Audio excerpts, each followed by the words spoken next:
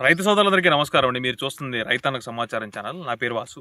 So మెయిన్గా ఏంటంటే మిరప తోటలు నాటేటువంటి ప్రదేశాలు మనకి ఈ తెలుగు రాష్ట్రాల్లో కానీ కర్ణాటకలో చూసుకుంటే కర్ణాటక బళ్ళారి ఏరియా విపరీతంగా వేస్తూ ఉంటారు. ఈ అనంతపురం కానీ కర్నూలు కానీ గుంటూరు పల్నాడు ప్రకాశం జిల్లా తర్వాత ఖమ్మం కానీ తెలంగాణలో ఖమ్మం కానీ నల్గొండ కానీ మహబాద్ కానీ వరంగల్ కానీ భద్రాద్రి కొత్తగూడెం జిల్లా కానీ ఇట్లా ములుగు ఏరియా కానీ మొత్తం కూడా భూపాలపల్లి జిల్లా ఇటంతా కూడా మనకి మిరప తోటలు సాగు చేస్తూ ఉంటారు. సో మిరప తోట సాగు చేసే రైతులు అందులో కొంతమంది మాత్రమే పంట మార్పిడి చేస్తూ ఉంటారు. చాలామంది రైతులు కూడా ఒక 10% 20% మాత్రమే పంట మార్పిడి చేస్తారు. మిగతా రైతులందరూ కూడా ఎవరైతే రెగ్యులర్గా మనకి మిరప పంట వేసే రైతులు వేసిన పంటలోనే ఖచ్చితంగా మనకి మిరప పంట మళ్ళీ అదే సంవత్సరం కంటిన్యూస్గా ఒక 10-15 సంవత్సరాల నుంచి కూడా వేసే రైతులు 20 సంవత్సరాల నుంచి వేసే రైతులు కూడా 100% ఉన్నారు. సో ఈ వీడియో ఏంటంటే మనకి ఈ రెగ్యులర్గా మనం ఒకటే పంట వేస్తున్నాం, దాంట్లో విపరీతమైన కాంప్లెక్స్ ఎరువులు వేస్తున్నాం. సో కాంప్లెక్స్ ఎరువులు వేస్తున్నాం కానీ ఆ కాంప్లెక్స్ ఎరువుల్ని మొక్క తీసుకునేదానికి మనం యాజమాన్యాలు మనం ఖచ్చితంగా చేయలేకపోతున్నాం.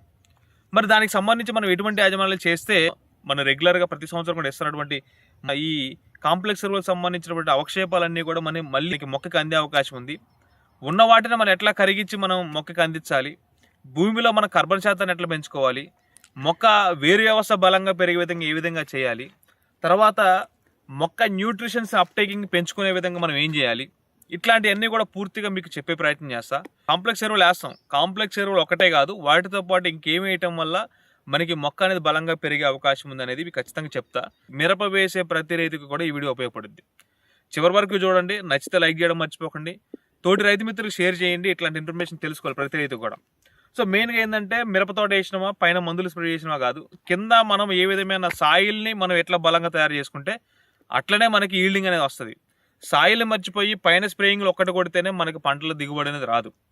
ఇప్పుడు మనం మొక్క వేసే ముందు ఖచ్చితంగా మనం డిఏపినో సింగిల్ సూపర్ ఫాస్ఫేటో మనం వేస్తూ ఉంటాం. అది అయిపోయిన తర్వాత నెక్స్ట్ ఏం చేస్తాం, ఈ 24 వేస్తాం, లేదంటే 20-20-0-13 వేస్తుంటాం, లేదంటే 14-35-14 వేస్తూ ఉంటాం, లేదు అని అంటే 28-28-0 అని చెప్పేసి మనకి మందు కట్టలన్నీ కూడా మనకి దొరికిన దాన్ని బట్టి వేస్తూనే ఉంటాం. ఇప్పుడున్న పరిస్థితులు ఏమైంది అంటే ప్రతి మందు కట్టకి ఖచ్చితంగా 200 నుంచి 300 రూపాయల రేట్ అనేది పెరగడం జరిగింది. మీరు ఇష్టానుసారంగా మందు కట్టలు వేసినా కూడా అది మొక్క తీసుకోదు.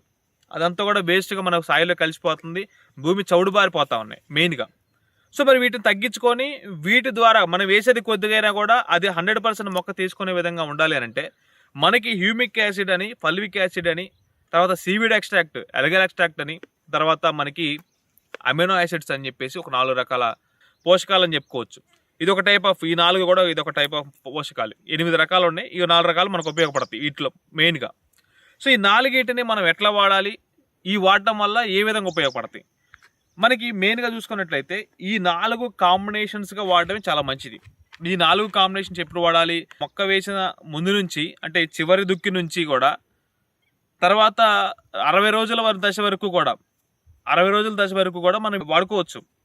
సో అంటే మనం 10-15 రోజులకు ఒకసారి మనం గుంటకు తోలుతూ ఉంటాం, బోధి లెక్కిస్తూ ఉంటాం. అది వేసేటప్పుడు మనం కాంప్లెక్స్ వేస్తాం. ఆ కాంప్లెక్స్లో కలిపి వాడుకోవచ్చు. సో ఇప్పుడు ఎగ్జాంపుల్గా మీరు ఈరోజు నాటేద్దాం అనుకున్నారు, దానికంటే ముందు భూమిని తయారు చేసుకుంటూ ఉంటారు. సో ఆ టైంలో మీరు ఏం చేస్తారు, డిఏపి లాంటిది వేస్తూ ఉంటారు. సో డిఏపి వేసుకోవచ్చు, కానీ దానికంటే ముందు మీరు ఏం చేస్తారు అని అంటే 100% హ్యూమిక్, ఫల్విక్, అమైనో యాసిడ్స్, దాంతోపాటుగా ఈ సీవిడ్ ఎక్స్ట్రాక్ట్ కలిపినటువంటి ఖచ్చితంగా ఏదైనా సాయిల్ కిట్ మీరు వేసుకోండి. ఈ సాయిల్ కిట్ 100% మీకు ఉపయోగపడుద్ది. అది ఏ విధంగా ఉపయోగపడుద్ది అంటే మీరు మొక్క వేసేదానికంటే ముందే ఈ భూమిలో ఉన్నటువంటి ఈ కాంప్లెక్స్ ఎరువుల అవక్షేపాలన్నిటి కూడా మొక్క తీసుకునేదానికి ఉపయోగపడుతుంది. సో ఈ పని చేయండి. సో లేదు అని అంటే వీటితో పాటుగా మనకి మొక్క ఇంకా బలంగా రావాలంటే ఇప్పుడు వాస్తవానికి హ్యూమిక్ యాసిడ్ ఉంది. దేనికి ఉపయోగపడుతుంది అని అంటే ఈ మీరు వేసినటువంటి కాంప్లెక్స్ ఎరువుల్ని మొక్క తీసుకునే దానికి ప్రేరేపిస్తూ ఉంటుంది. రెండోది వచ్చరికి వేరే వ్యవస్థను బాగా పెంచుద్ది. కొత్త వేరే వ్యవస్థ, పీచు వేరే వ్యవస్థ అనేది బాగా అభివృద్ధి చెందుతూ ఉంటుంది. మూడోసరికి మొక్కను ఎప్పుడు కూడా చాలా హెల్దీగా ఉంచడానికి ప్రయత్నం చేస్తుంది. భూమిలో నీటి నిల్వ శాతాన్ని పెంచుద్ది, భూమిలో కార్బన్ శాతాన్ని పెంచుద్ది ఈ హ్యూమిక్ యాసిడ్ అనేది. ఇది పొటాషియం హ్యూమేట్ 98% అని చెప్పి అనుకుంటా ఉంటాం మనం. సో ఇదొకటి. రెండోది వచ్చరికి అమైనో యాసిడ్స్ దేనికి ఉపయోగపడతాయి, ఎప్పుడు కూడా మొక్క యొక్క చిగుర్లు అనేటివి న్యాచురల్ గ్రోత్ వచ్చే విధంగా, మొక్క యొక్క పుష్పాలు కానీ మొక్క హెల్దీగా ఉండటానికి, దాని యొక్క హార్మోన్స్ డౌన్ కాకుండా ఎప్పటికీ కూడా ఆరోగ్యంగా ఉండడానికి ఉపయోగపడుతుంది. ఇంకోటి ఏంటంటే ఇప్పుడున్న వాతావరణం, ఈ సంవత్సరం ఉండే వాతావరణం ఏంటంటే ఎక్కువగా వేడి వాతావరణం ఉండే అవకాశం ఉంది, వర్షాలు తక్కువగా ఉంటాయి. ఇట్లాంటి వాతావరణంలో ఇటువంటి స్ట్రెస్కి ఫీల్ అయ్యే అవకాశం ఉంది. మొక్క అనేది బాగా ఒత్తిడికి లోనవుద్ది. మనం ఈ ఎమినో యాసిడ్ అనే దాన్ని రెగ్యులర్గా మనం మొక్కకి అందించినట్లయితే అది ఈ ఒత్తిడి లోని కాకుండా గురి అవ్వకుండా ఉండే అవకాశం 100% ఉంది. ఈ సీవిడ్ మనకి ఎమినో యాసిడ్ వల్ల ఉపయోగం. ఇక సీవిడ్ ఎక్స్ట్రాక్ట్ అనేది ఒక టైప్ ఆఫ్ హార్మోన్. ఇది ఒక type of hormone, growth promoter, biostimulant, అన్ని రకాలు కూడా పనిచేస్తుంది. ఇది ఎక్కడి నుంచి వస్తుంది ఏంటనేది మీకు ఆల్రెడీ ఇంతకుముందు వీడియోస్ చెప్పా. ఆ వీడియో మనకి కింద కామెంట్లు వేస్తే అది చూసే ప్రయత్నం చేయండి. సో ఈ సీవిడ్ ఎక్స్ట్రాక్ట్ కూడా మనకు ఒక టైప్ ఆఫ్ హార్మోన్గా పనిచేస్తుంది. మనకి బ్రాంచెస్ అనేటివి మొక్క పెరిగే క్రమంలో మొక్క యొక్క బ్రాంచెస్ అనేటివి బాగా పెరగడానికి, దగ్గర కనుపులు రావాలంటే మనకి సీవిడ్ ఎక్స్ట్రాక్ట్ సంబంధించినప్పుడు మనం బిఫోర్గానే వేసుకొని ఉంటే, ముందస్తు జాగ్రత్తగా 60 రోజుల లోపల మనం మొక్క భూమిలో వేసుకొని ఉండి మన మొక్క ద్వారా మనకి వేరే హౌస్ ద్వారా మొక్కకి అందుతున్నాయి అంటే బ్రాంచెస్ అనేవి తొందరగా డివైడ్ అవుతూ ఉంటాయి. బ్రాంచెస్ అనేవి తొందరగా మనకి పగులుతూ ఉంటాయి. సో ఆ బ్రాంచెస్ అన్నింటినీ పగలడానికి ఈ సీవిడ్ ఎక్స్ట్రాక్ట్ ఉపయోగపడుద్ది. సీవిడ్ ఎక్స్ట్రాక్ట్ దాని ఒకదానికి కాకుండా మైక్రోన్యూట్రియన్స్ అందిస్తూ ఉంటుంది. మొక్క ఎప్పుడూ కూడా ఆరోగ్యంగా, చిగురులు అనేవి గ్రీనిష్గా, నీట్గా ఉండడానికి ఇది ఎక్కువగా ఉపయోగపడుతూ ఉంటుంది సీవిడ్ ఎక్స్ట్రాక్ట్ అనేది. సో ఇదొకటి మనకి భూమిలో కార్బన్ శాతాన్ని కూడా పెంచుతూ ఉంటుంది. దాంతోపాటు మనకి ఫల్విక్ యాసిడ్ ఎందుకు ఉపయోగపడుతుంది అంటే మైక్రో న్యూట్రియన్స్ యొక్క అప్టేకింగ్ పెంచుద్ది. మైక్రో న్యూట్రియన్స్ అంటే ఏంటి? మెగ్నీషియం, జింకు, బోరాను, కాల్షియం, ఇవన్నీ కూడా భూమిలో ఉన్నటువంటి వీటన్నిటిని కూడా మొక్కకి అందింపజేస్తూ ఉంటుంది. సో కాబట్టి ఈ న్యూట్రిషన్స్ యొక్క అప్టేకింగ్ పెంచుద్ది. ఇప్పుడు నేను చెప్పిన 4 రకాల పోషకాలు కూడా 4 రకాలుగా ఉపయోగపడతా ఉంటాయి మనకి. సో కాబట్టి దీన్ని మనం మొక్క వేసేదానికంటే ముందు నుంచి 60 రోజుల వరకు వాడుకోవడం తప్పే ఉంది. ప్రతి రైతు కూడా ఏ కాడికి మనం తీసుకొచ్చినా, పైన స్ప్రేయింగ్ చేసినా, ఏంటంటే గ్రోత్ ప్రమోటర్, ఒకసారి న్యూట్రియన్స్ కొడుతున్నాం, ఒకసారి గ్రోత్ ప్రమోటర్ కొడుతున్నాం, దేనికి కొడుతున్నాం అనేది ఆలోచించుకోరు.